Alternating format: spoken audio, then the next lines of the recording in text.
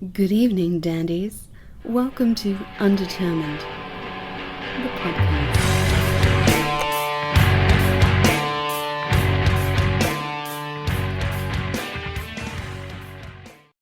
So Billy, Hey, what's up, hi. fellas? Good to talk to you, man. I don't even know if you remember me. I know you and John kind of go back, but I was around during the whole Springfield era with Yeah. you know what, you should probably introduce yourself before all Oh. that so people actually know what I'm talking about. Hi, I am. My name is Billy Smith, and I'm from Kansas City. I play in bands, and used to know these guys. I think at one point in time, I'm not sure. So no. John and I were talking just a second ago about like if you and I had like hung out during your radio days. Because Mr. Blonde, Joe Livingston, was the one who kind of we interacted with and I worked with at like McSalty's and stuff like that before he really Oh got yeah. He says, "Hey, by the way." awesome, man. Yeah, I miss Joe.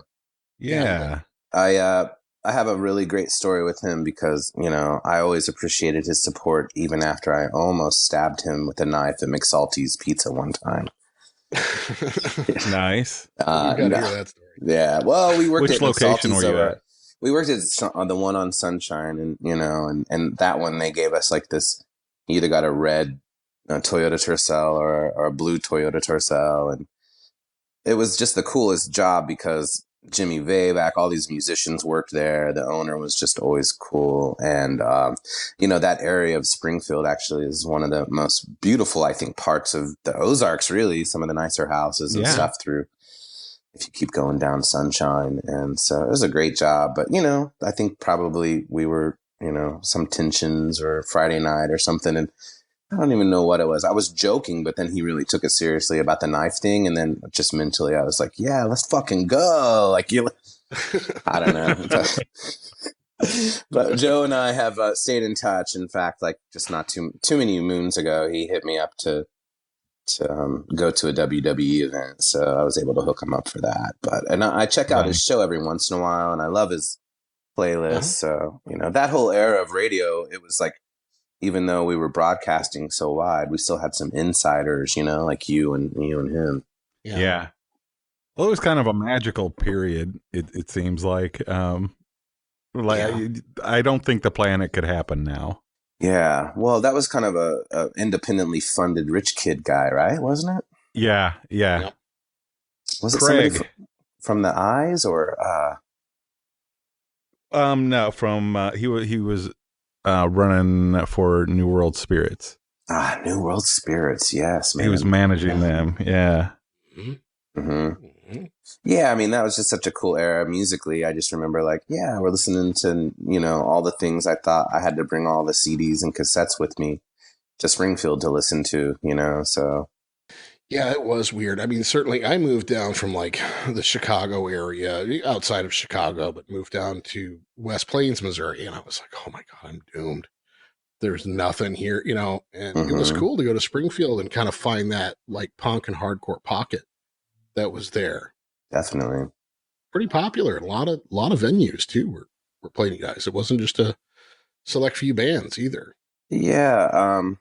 I think my first freshman year, I was there. I actually like lived with my roommate in the dorms was from West Plains. So I kind of had an idea of like how excited they were to be away from where they were, as I think all of us, remember that. as a lot of us were, I mean, that was that time where we're converging from St. Louis, Kansas City, West Plains, small towns to be in this like, SMSU and, musically the timing just felt really good, but I was kind of shocked at how many venues there were for music to be played, on an independent level or college level, mid level. And Commercial Street, all the punk rock stuff down that way. Yeah.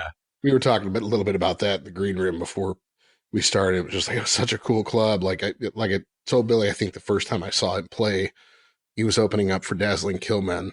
And I can't remember what band you were in at that time. It must have been like maybe 92, 93. Yeah, we were in. That'll make us feel old. We were in Dirtnap then, but I think Trenchmouth actually Oh played. man, yes, it was like a Trenchmouth, okay. Dazzling Kilman Dirtnap bill for some reason. Yeah. And you know, I remember just being like, "What the?" I'm pretty sure we played with Dazzling Kilman a couple times down that way, but Commercial Street was, you know, we got our chops in there a few times before it turned awry with the skinhead Nazi punk thing. Yeah, I got a little scary there. It got pretty scary. Yeah. But through that, we did make a forge with the band Glaze Baby from the East Coast. They were supposed to play a show with us down there, and the skinhead showed up. So we just said, you know, screw it. Let's just go to our house and have a show in the basement. Nice. And it, you know, instead of those guys probably driving off into the night after a show, like, you know, maybe 30 people there, you know, they crashed, and we like really were like, holy shit, you know, you have the same records as us and you're into the same kind of vibe as us. So, and then the story from there spins out that Glaze Baby had members, you know, Josh Newton from Season Risk and Shiner and all of his, you know, projects. And so that venue is kind of solely responsible for, you know, a whole other, like, whole bunch more records being made from people. Right. You know, so. I wish it just would have lasted longer, but Yeah. you know, well, it went on for a while before I actually found it. But you know, we had to come up from West Plains and kind of figure out where the scene was. We had to go talk to the skaters on the square and figure out where they were going to shows. Right. Yeah, the Green Day played there. Tons of stuff played. You know, that's cool. Oh yeah. But you know, the floor was about ready to fall through anyway. So right. I remember. What show was it? I don't know. There was a show I remember at the Regency. I remember when they had a little sound booth set up like next to the balcony. Does anybody remember that? And it like fell. Yeah. Like what? What show was that? I don't remember what show, but I remember the whole thing. Like the whole balcony just kind of like shifted and went down. You know. Oh my god. Yeah, they fixed it. Or at least they said they did. I don't know. I don't know if we were at the same show or if it happened twice. Neither would shock me.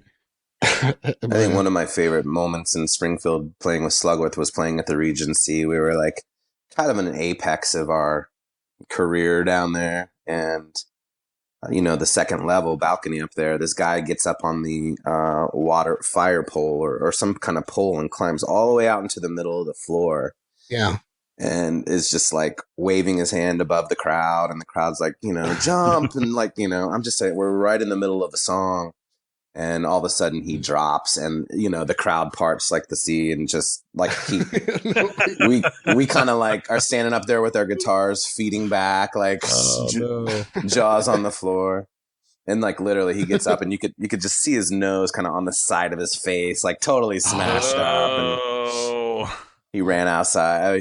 I think his night ended pretty early, but I think he got an early start that day anyway. So yeah, but yeah, that place was fun. It was a lot of good times. Oh my goodness, yeah. I definitely ate shit in that pit a few times during that era. Yeah, especially when you guys played. If like Mickey's came on. Oh yeah, I was drinking. Yes, too much. We were. Yeah. I was just in San Francisco talking with Pete Laporte about that, and this really cool restaurant that we ate at actually served Mickey's malt liquor 40s and beer. Nice. Right on. And so every time that comes up, some of our peripheral friends and some people that went down to SMSU that live in San Francisco are always like kindly reminding me and Pete that we wrote a song about, you know, malt liquor, Mickey's malt liquor. Dude, I've got a tattoo on my chest to this day of the Mickey's malt liquor hornet.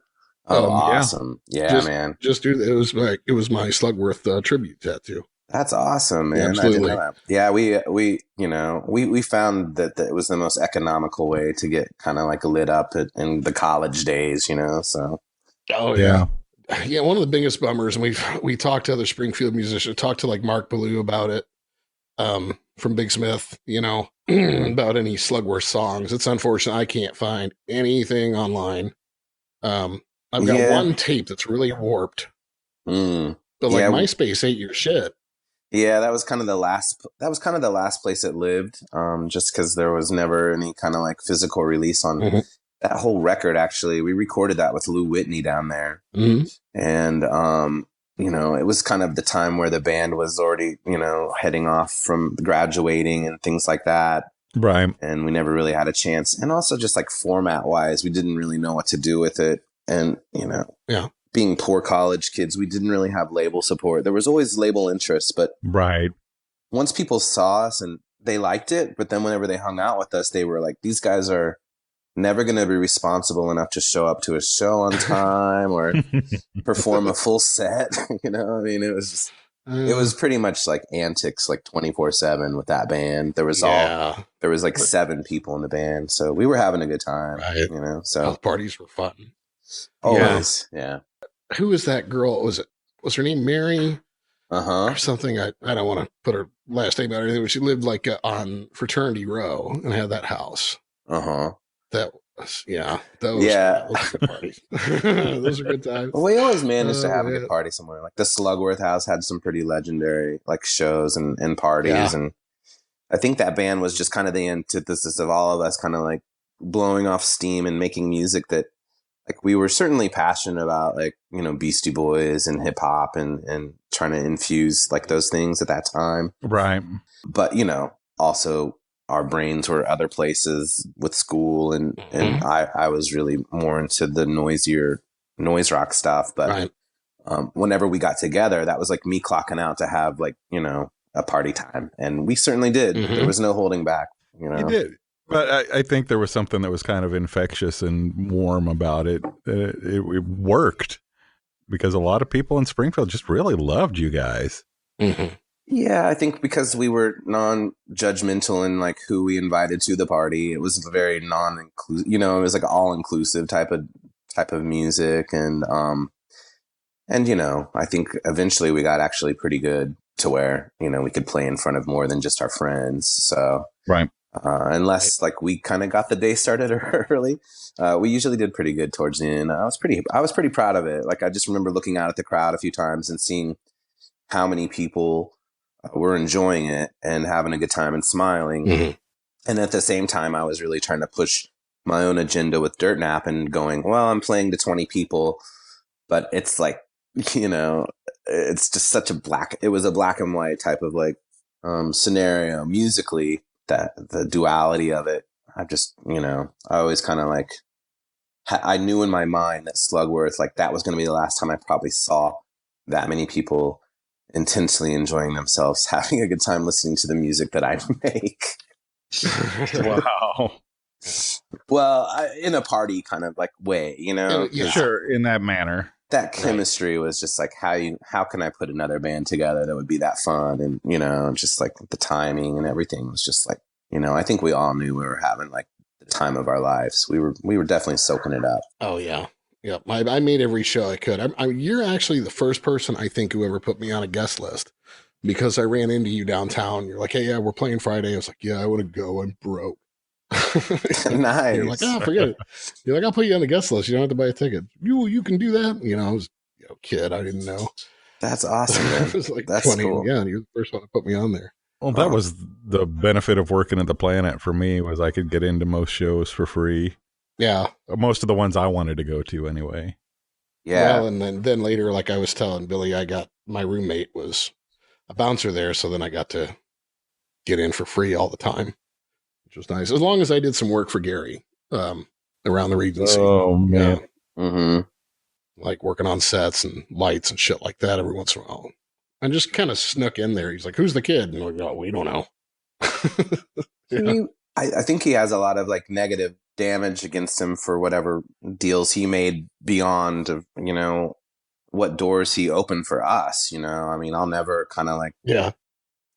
forget what he kind of gave us an opportunity to go on tour and open up for bands. And, you know, everybody called him certain names and thought he had a certain lifestyle, which could be true, but he never really crossed the line with us with that, you know? Yeah. And he actually taught me a lot about like negotiating a deal and looking at a contract and how to be kind of a better booking agent and talent buyer, you know? Interesting. And then, you know, him opening up for certain bands, we got to really just, you know, we got a lot of exposure really quick. So I don't know. It was a cool venue, even though all the spoils of what the news made surround it, you got to remember, like, somebody like that, like, their intentions were to entertain people, and music. Yep. I would love to see like a documentary or something made of that show. And we've kind of toyed around with an idea of having guests on and doing like these smaller venues that kind of end up having legendary status. Mm-hmm. Right. Like the Blue Note or the Bottleneck or the right. Places like that. Right.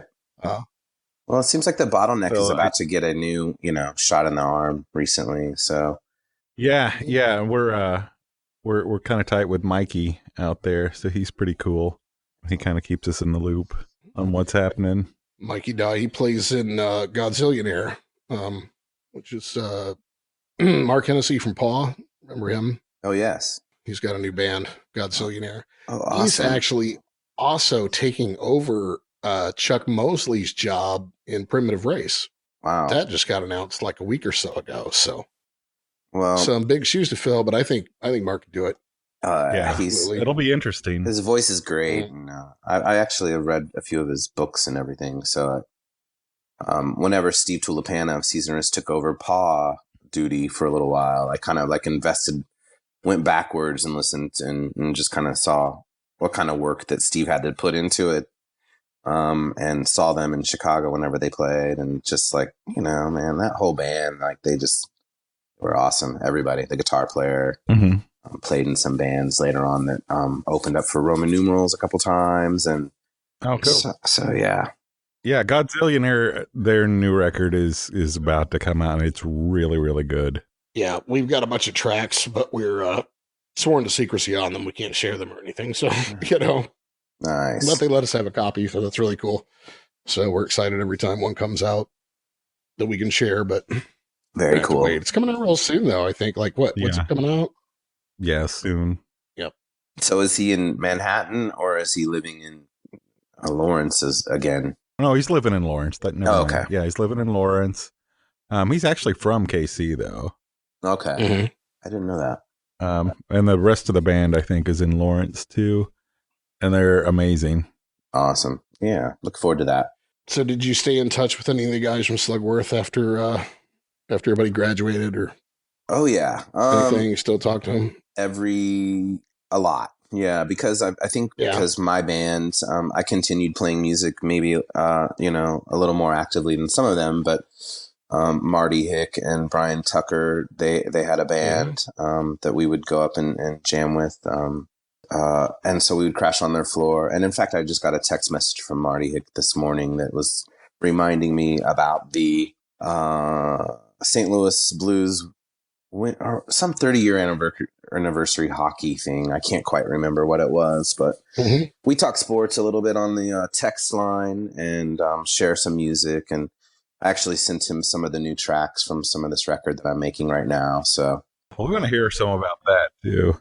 Oh, yeah. And then Brian Tucker was working with Jimmy Vavac, and I go hang out with Jimmy just to kind of kick it every once in a while. So, yeah, I mean, that time was like so special to me, not only musically, which musically, I mean, I like Slugworth stuff fine, but, the collective of people that made it. And then also like the experience that went with it. Yeah. Like we really made lifelong friends, I mean, during that time, I'm not sure about you guys down there. Oh yeah. With your crew, but like, we're almost as tight as ever, honestly. So yeah, I've been really dying to get some kind of reunion going. Maybe not musically, but just to kind of have all of us in one spot, I think it'd be really. We would be happy to like host one online if you wanted to do that. Great. Yeah, that'd be awesome. That sounds like utter chaos. I think you guys just opened up the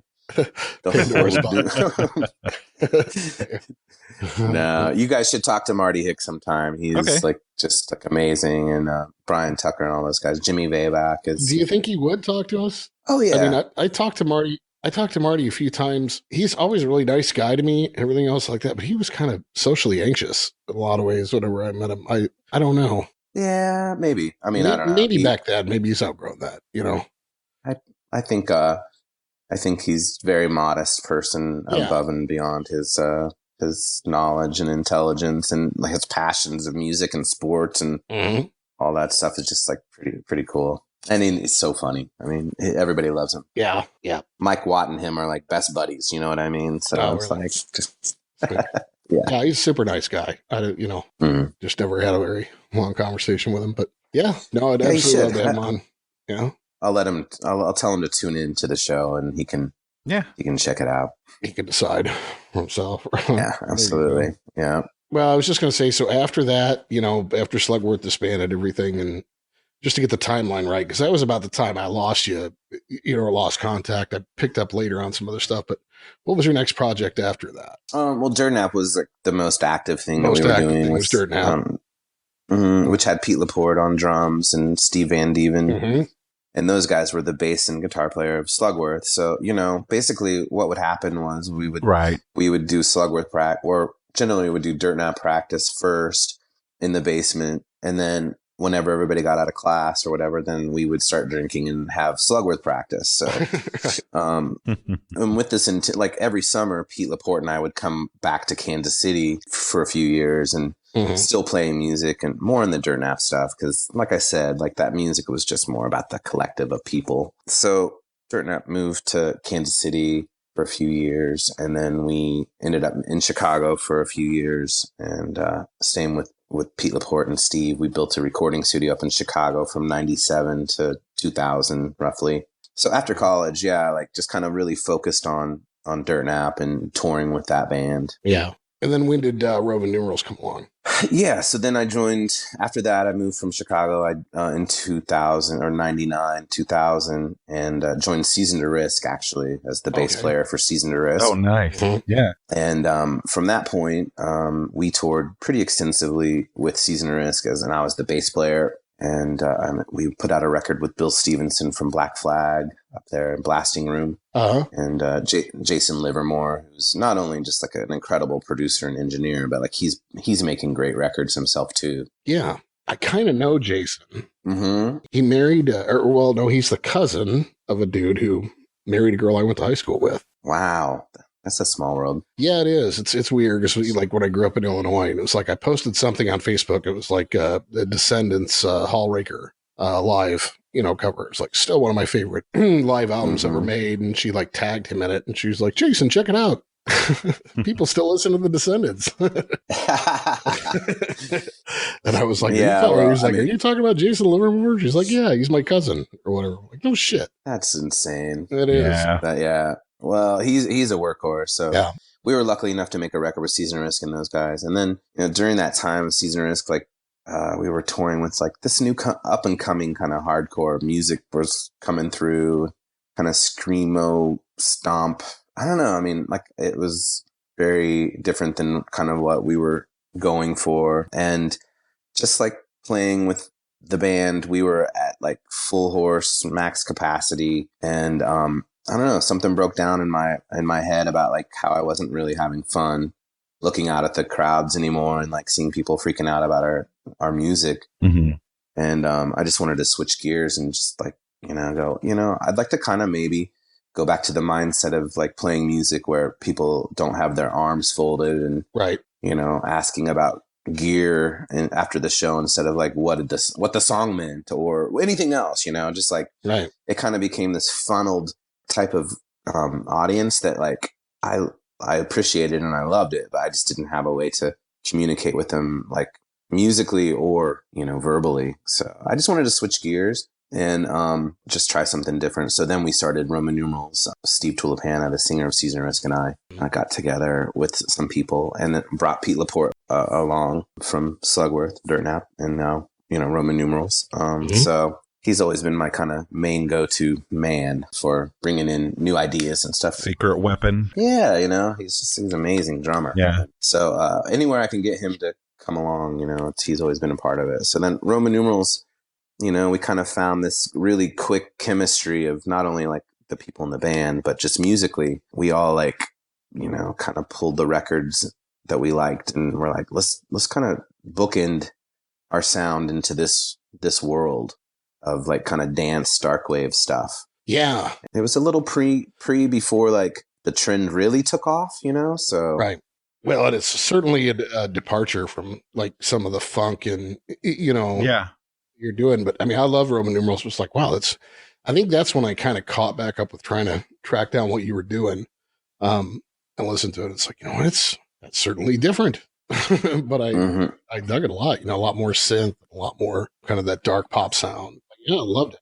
Yeah, we were bringing kind of a different vibe to even the music scene at the time, which it's hard to kind of put into place now because we've had Interpol and the Rapture and the Killers and all those bands that like have taken that right Gang of Four, angular, no wave sound, and but at the time we were really trying to put things together that we considered to be dance music, really. And it worked for a little while. People in a small little window of time for Kansas City, people were actually out dancing and listening to records, like dancing to new wave again, and not just like rap or whatever was EDM at the time. So so we had a really cool like fan base that were like willing to open up and dance to our music, which was awesome.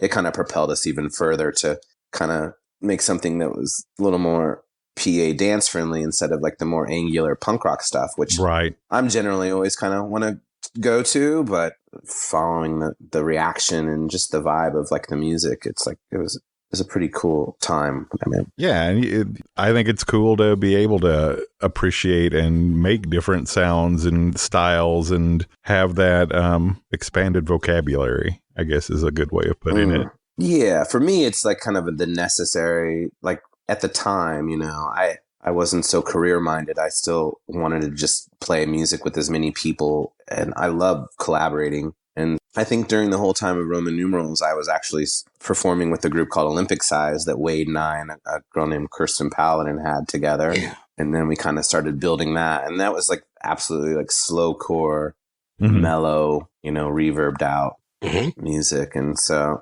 I've always kind of felt like, like musically, I like having kind of that duality. Yeah. Absolutely. Because I like playing, I thought I liked playing live a lot more than I did, but I mean, I like playing live, and I also like being in a room full of nobody and like playing just really tripped out reverbed music, so. Right. Yeah. Well, if you're wanting to punk out tonight, I'm going to Davies and seeing Red Kate in a little while. You're welcome to join me. Yeah, hell yeah. I haven't seen them in a long time. I mean, good band. I don't get to see all the good bands, or I mean, I'm not good, but all the bigger headlining type of Friday, Saturday bands. Because I'm always gone on the weekends in Kansas City. So I miss out on like what the Kansas City quote unquote music scene is now, because those bands, obviously they play on the bigger nights. So. And it's very rare that I'm actually in Kansas City on a weekend. So yeah, we had Andrew and Sean on from Red Kate and Black Site Records not too long ago.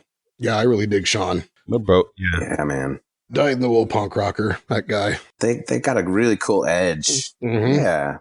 Good. Oh man, they're just legit. They're really legit. You just don't feel anything but sincerity from them, both musically and just in person. Yeah, I think there's a true authenticity somehow. And I mean, punk rock, like that's kind of where I lost kind of my light with actual like hardcore punk rock stuff. Was like I was just seeing maybe younger people or just like people with different ideas. Like the authenticity of what I felt was hardcore punk rock music, like just kind of lost me for a while. And so I shifted my music taste to somewhere else. But like whenever I see a band that's like true punk rock, we played with a band recently in Chicago called Voice of Addiction. I think they're actually playing this weekend in Lawrence, maybe with Hip Shot Killer, who are also a really kick-ass, like I think truly, I mean, you can feel the fucking authenticity of their music. But Voice of Addiction, like I was like, these guys are punk as fuck. They get it. Like everything about it, like was just made sense. And you can tell when you know. Right. There's going to be another band there from Wichita, and I'm just starting to check them out, and they sound pretty good. And I know the guys in Red Cape vouch for them. Mad City Cruisers. Huh. I don't think I know them. I didn't know them until last night, but I was checking them out. It's good stuff, definitely. Wichita can put some cool bands together every once in a while, and basketball teams. And Seasoner, that's right. Yeah. Seasoners used to play down there quite a bit with some cool bands, and Roman Numerals started going down there, and it was just like good energy. Maybe not the biggest crowds, but like we started playing with a band called Black Gasoline and some just real cool rock and roll type of bands. Black, what was it called? No, am I thinking right? I can't remember. Sorry, the brain cells, Yeah, we're getting older. That's for sure. Indeed. Yeah, I think they were called Black Gasoline. They were pretty badass. It was like during that whole time where like, kind of rock and roll. I always call it like the fuzzy dice rock, just kind of like. Yeah. I can see that. Yeah. MC5 inspired, stuff. So that garage sound. World Red Kate. I might have to check that out. Yeah, okay. Yeah, that's going on tonight. Of course, I'm in Columbia. I'm not going that far. I am going to see our homies, the Many Colored Death, tonight. Not sure if you're familiar with them. Need to check them out. They're really good. Are they a Columbia band? They're a Columbia band. Yep. Yeah. They're gonna be playing Point Fest this year, though. So that's cool. Awesome. They had like a Battle of the Bands thing venue. It was like 9 bands competing or something like that, and they won. They moved on to that show. So. Really hoping. Very cool. Go catch them there. Cypress Hill. I was playing Point Fest this year. Yeah. Awesome. Looking forward to that. We opened up for 3-6 Mafia one time. So tell those guys good luck because, Yeah. Cypress Hill. I want to hear some of those stories. Like, what are some of the most interesting opening or just tour stories? Do you have any favorites? My memory is a little bit more foggy than others, but some of those shows that we would say yes to often, there's certain incidents where, like, in Columbia, Missouri, we opened up for 3-6 Mafia for the radio station down there. Mm-hmm. It was Savage Republic on one stage while Roman Numerals set up on the other stage. And then as soon as we were done, like this whole troop of people were just like walking past us like worker ants, like to the 3-6 Mafia stage while we were playing. I was just like, well, all right, where's that whiskey bottle? Let's get through this 45 minutes real quick, But, so some of those things where we said yes to, and it's like, well, okay, all right, maybe a little soul crushing. Right. But, whenever Season Risk would go around and play, we would kind of play to win. We were a loud band, and whenever we plugged in our shit, like our music was just like not fucking around. So a lot of times, we do 1, 2, 3, 4, and then Steve Tulipana would like jump out in the crowd, but also pull the mic cable that pulled the drum stand off, and then one of the tower speakers fell off, and just no. So then we take a $5 to reset up the speaker cabinets and everything like that. But, that kind of shit was just like, I don't know. It was almost normal because it happened so much, but it was kind of part of the energy that we were trying to set forth, Yeah. So, and with Roman Numerals, like, I mean, we were at a point where we were just playing some really interesting things. We played at Urban Outfitters for a friend of ours for the opening there. Nice. And we got like, $100 a piece to go shopping. Oh, cool. But we also did a couple of things where like we would play, 2 bands would set up and do like fashion shows. And so I don't know, like nothing too crazy or chaotic that I could probably say on the air, but we're not beholden to the FCC. Yeah. Right? You don't have to worry about that. It's the internet. You can say whatever you want. The thing is like I just got lucky by finding a crew of dudes that like, we could tour together and get along with no bullshit, no fighting, no drama really.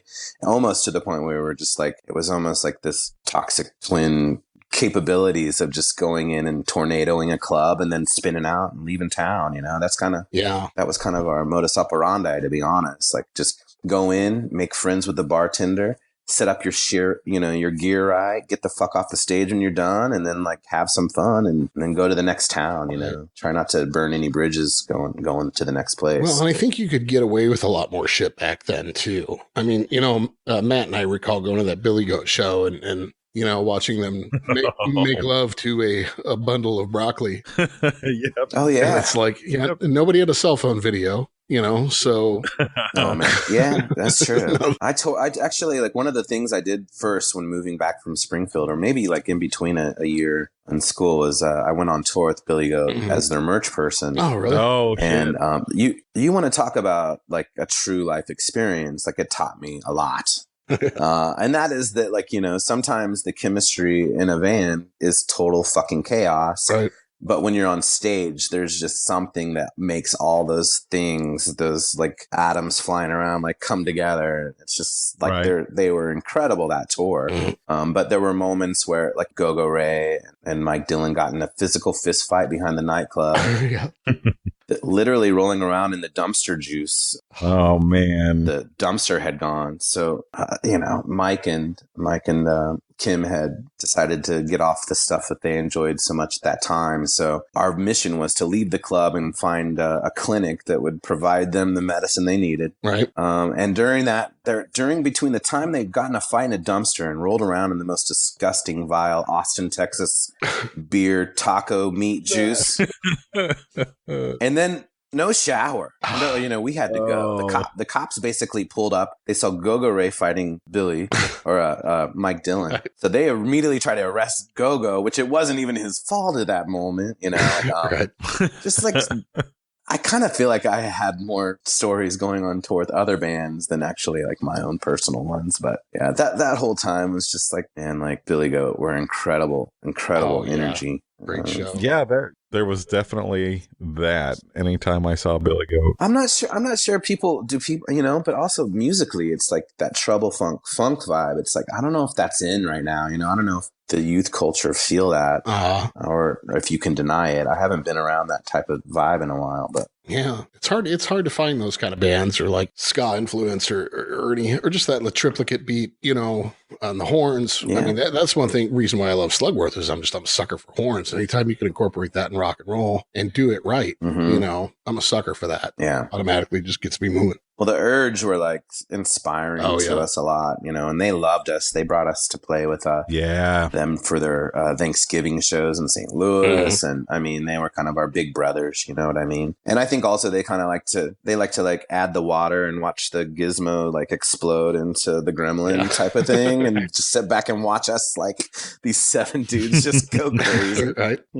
So, but they taught us a lot about some horns and adding percussion and stuff. Yeah. I think the first time I saw you guys was with The Urge, actually. Maybe I saw you before that. Yeah, they played the Regency quite a bit. They did. They played it a lot. Mm-hmm. Yeah, I can remember a friend of mine coming down from Chicago, and he was a hardcore punk. And I was like, The Urge is playing or the Regency. I'll take you to that show. And he went in the mosh pit for about a minute, came back out, and he's like, man, you guys in Missouri don't fuck around.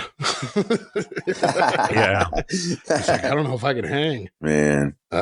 When they do their cover of Stigmata and stuff. He was just like totally engrossed with that. So good. Oh yeah, I forgot about that. Holy shit. So good. Yeah, wow. Yep. See, you just made my brain have a flashback. I totally remember that. Right on. And just that musical, oh man, when that came through the PA, that was great. Yeah. When they could just fire a crowd up like nothing. Yeah. We tried to take a lot of that. They were just so much pro than Slugworth ever could be or would have been. We did try to take some pro cues from those guys. Well, they had been doing it quite a while, even by the time you guys popped up. Yeah, and they were quite a bit older than us at the time too, but they were working off of true talent. We were kind of like just trying to push together these like squares and circles together, and somehow, the interlocking worked some nights it did. Oh, I think most nights. Don't sell yourself short. Oh, they were great shows. I went to everyone I could, man.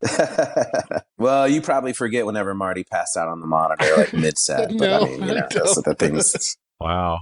No, I didn't. That was the endearing part of it. So Brian Tucker had to sing all the parts. Rapping isn't easy when you have to cover all the parts. The call and response. I mean, you're putting in work. Right. You know what I mean? So, but like singing a Beastie Boys track on your own, and you're doing all three. You get winded in the car and you got pass out. Exactly. Tim nailed it.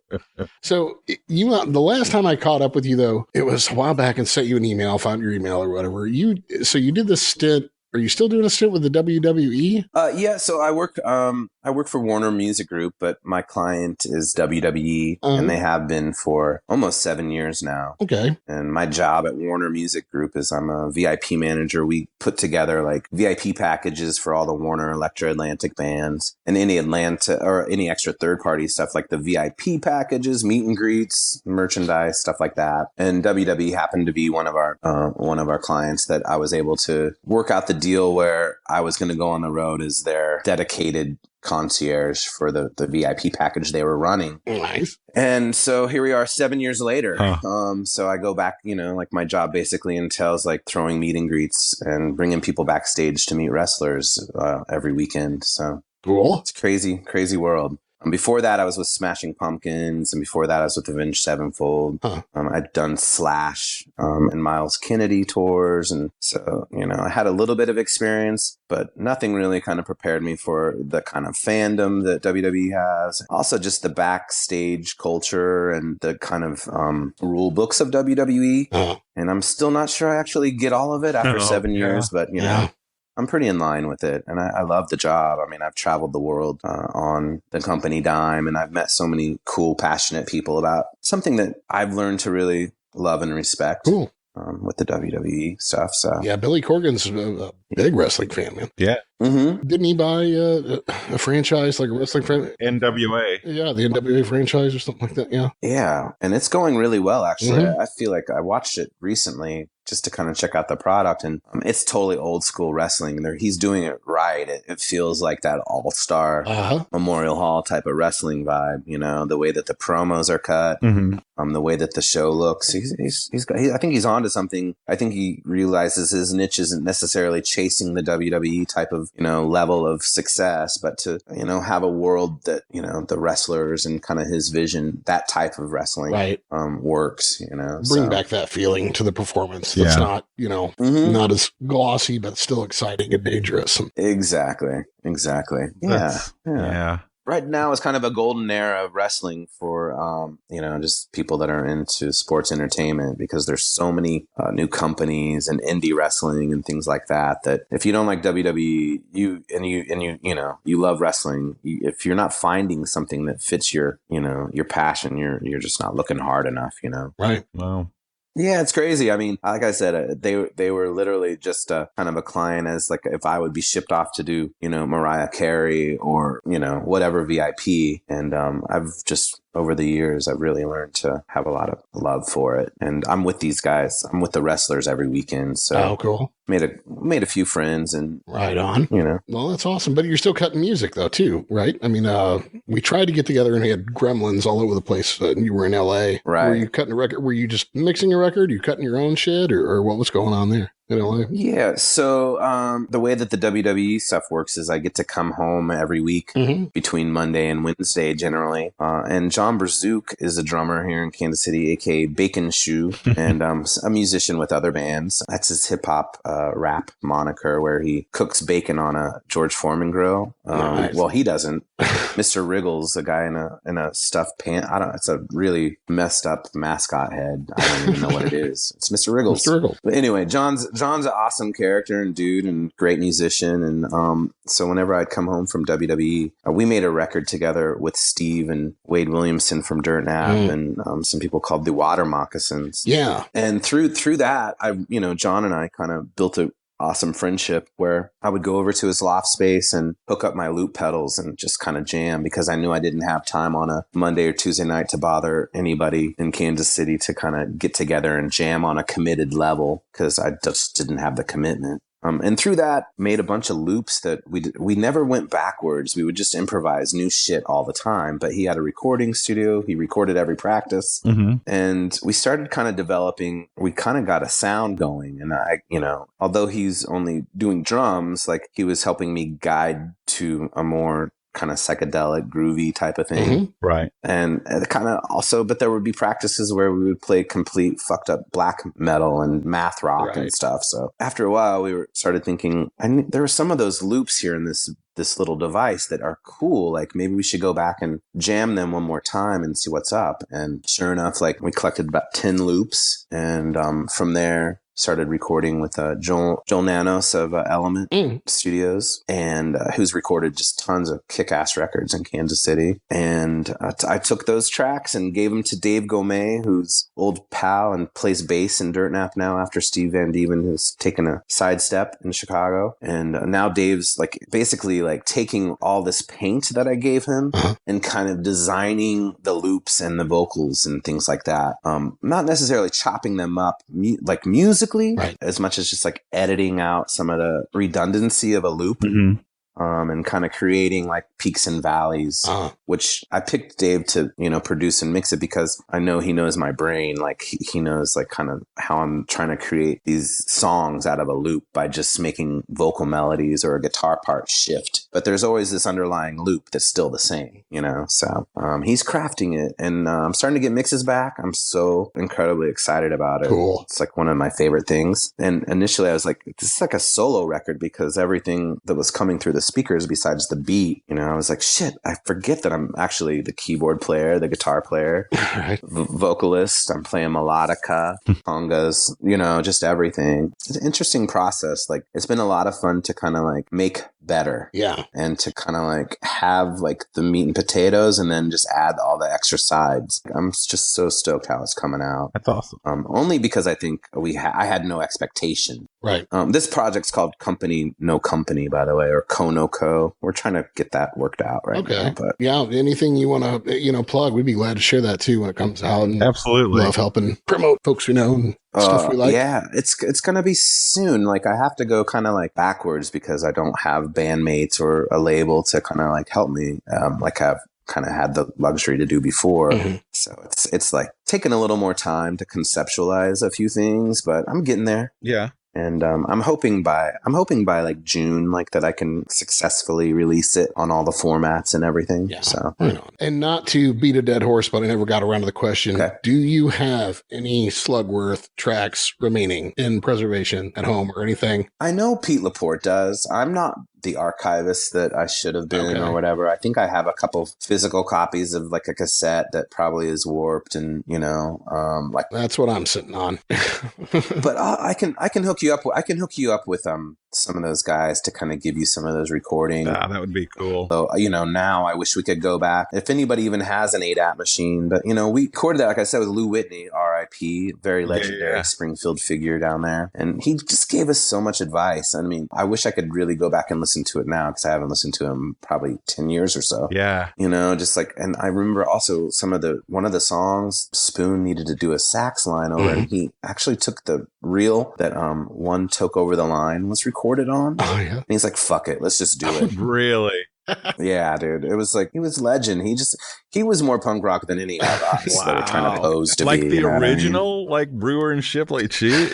Oh, shit. Dude, I'm telling you, he did not give a shit. Like, he was such a cool guy to us, and I think he got our chemistry, and he like, at that time, I think a lot of people liked us having us around because we just were so positive and youthful, and like we were just fun people. We pitched in a lot to build a studio, and he let us practice upstairs in the space above his studio until it was time for him to start recording records. Like, so I'll get you those recordings though. I'd even be curious now to hear them just because it's been so long. Yeah, I was really heartbroken when I found my Slugworth tape in the attic. I was like, oh yes, here it is, but it just warped as shit. And I was like, oh no, it's lost. It's gone forever. What color cassette did you have, out of curiosity? It was, I don't know. It was just like faded like yellowed paper, but I think it was just like white and had the Slugworth. Maybe had the snail on it, if I can remember right. That one. We had a snail and then a salt shaker on the other one.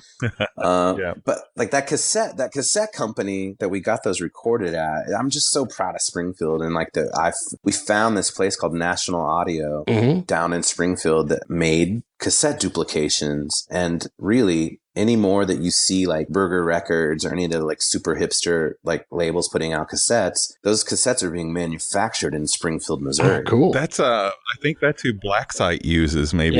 Yeah, man. I mean, everybody uses them. So, and then a lot of the old Springfield musicians that played like at what's the bar down there with the blues band, Don Shipley and those guys, and what was that? There was Club 124. There was something start with the N, maybe. Anyway, but like a lot of Springfield musicians, like they're so busy down there, that's where they're working at. Yeah. You know what I mean? So like a whole crew of like old blues and jam and rock musicians are holding the fort, making cassette duplications. Right on. I remember the Outland.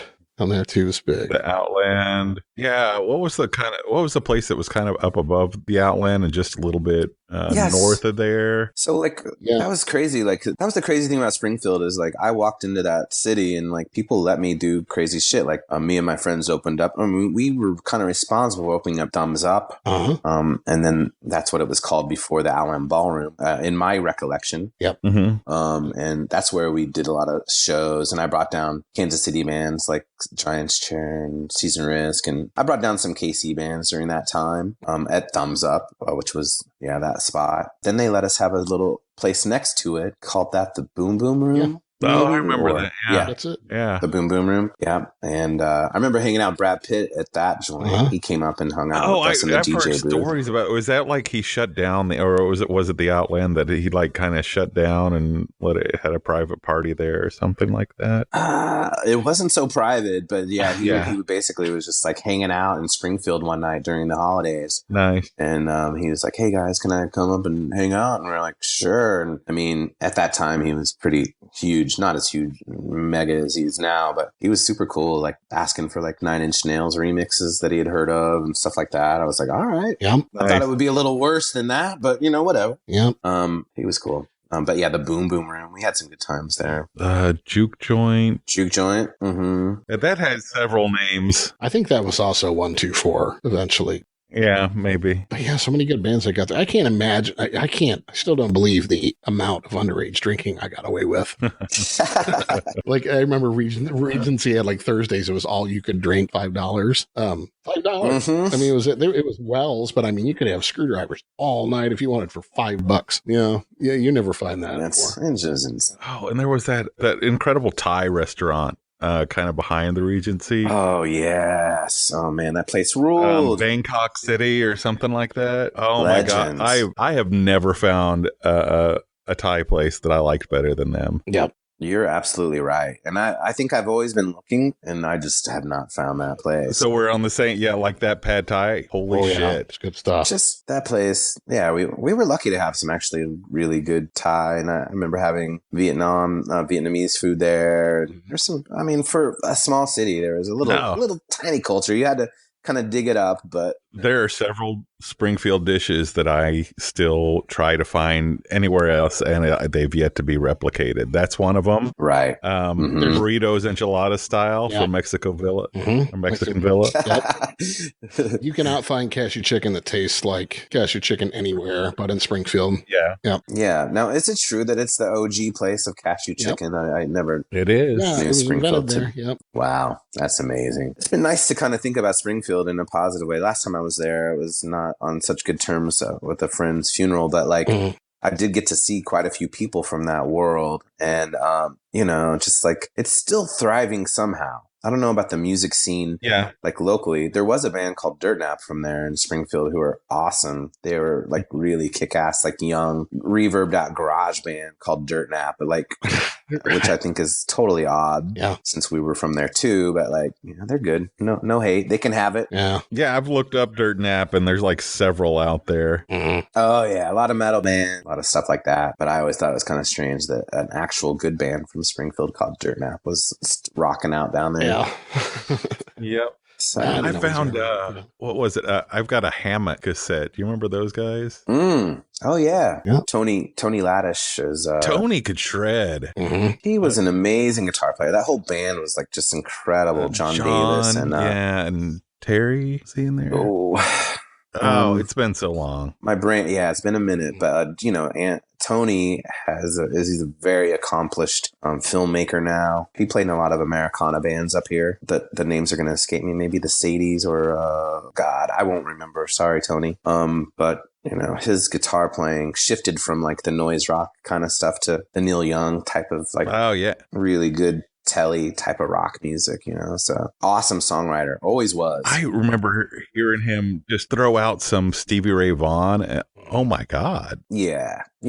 And those guys, I knew in my heart that they were trying to make music that they were very influenced by at that moment, but there was something maybe I think a little disconnected in there a little bit, even though I really appreciated their music. I knew that like there wasn't a whole lot of like, I don't know, like maybe a history of like with noise music. Sometimes I feel like there needs to be kind of a history of like why you're making it, the reason. There's maybe an angry person reason why you make that type of music. Sure. And so I was like, these kids are just too good. They're too good-hearted to be making this evil noise rock music, man.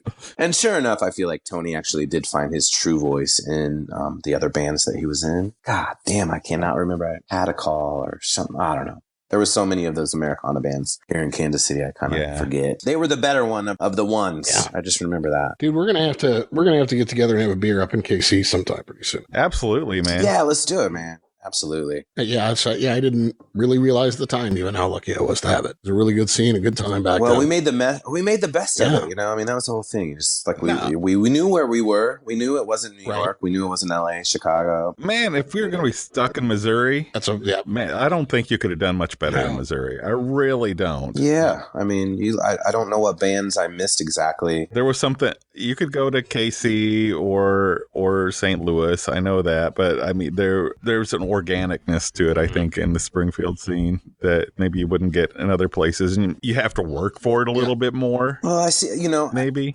Sure. Mm-hmm. But, like whenever Roman Numerals would play in places like Emporia, Kansas, we didn't know what we were pulling up to, but the crowd were just so receptive and thirsty because they didn't have anything else, It's like, right. So sometimes whenever you have oversaturation, it's just like you kind of get what you get. Yeah. And so like whenever you have limited resources, those people they're kind of forced to watch you because they're in the room. They don't know they're supporting local music, but then all of a sudden, if you're good, maybe they'll buy your shit at the end of the night, Right. But we've talked with several artists about how just like Springfield, especially for like the shows that were a little harder, a little faster, man, they were ready to slam. They were ready to stage dive. They were just like that energy and just wanting to do it and wanting to go there was something I haven't seen really anywhere else like it was there. Yep. Starved for good music. Yeah, but also you had a community of people taking care of each other too, so it wasn't so much like strangers punching you in your face and Right. For the most part. If you went down in a pit, somebody was going to pull you out there and dust you up. Yeah, I always got pulled out, but yeah, I got socked a couple times. Those days never lasted too much for me just because I was always like a little smaller and like backstage drinking the free beer or whatever. But when I did get in the pit, I always had fun. I think the last time I actually did, I was being a fanboy with Season to Risk, and like I would just make their shows chaotic as fuck by like slam dancing to their music while everybody's like wanted to cross their arms and shit. But I just got shit started. It's so fun. Yeah. I kind of miss those moments of being a fan of some of my favorite bands like that, Well, anything else you want to plug? Any social medias or anything else like that? No, I guess just, look up the band Company No Company, or CONOCO, which is like C with the hard O, N with the hard O, CONOCO. The reason I called it Company No Company, just to kind of, I always want to clarify, is like the CONOCO sign. Oh, cool. Yeah, I see that now. The gas stations. Got it. As a kid, I always like associate it with Company No Company, and I was like, one day I'm gonna make a band called that, And I guess now that there's no more band names, this is what everybody gets. But CONOCO. I'm looking forward to people hearing it. I hope people, in a world where there's so many choices, like I hope people can take a minute to check it out and set with it for a little bit, because it's probably for me, it's the most challenging thing I've done musically in a really long time, and I think it's going to just sound really, really good too. So check out Company No Company. Oh, I want to check it out. Whenever I get all the stuff up, it will be up very soon for you guys to check out and download music. If you could play a show for John, it would be a CONOCO in Como. There you go. So that would be pretty fun. I'm feeling like a Beach Boys vibe on there. All right. Well, have fun at Red Cape, man. Maybe I'll see you down there. All right, cool. Yeah. Ladies and gentlemen, been listening to Billy Smith. All right. Thanks a lot for joining us, man. I had a good time. Thanks. Me too. Thanks, Billy. Thanks.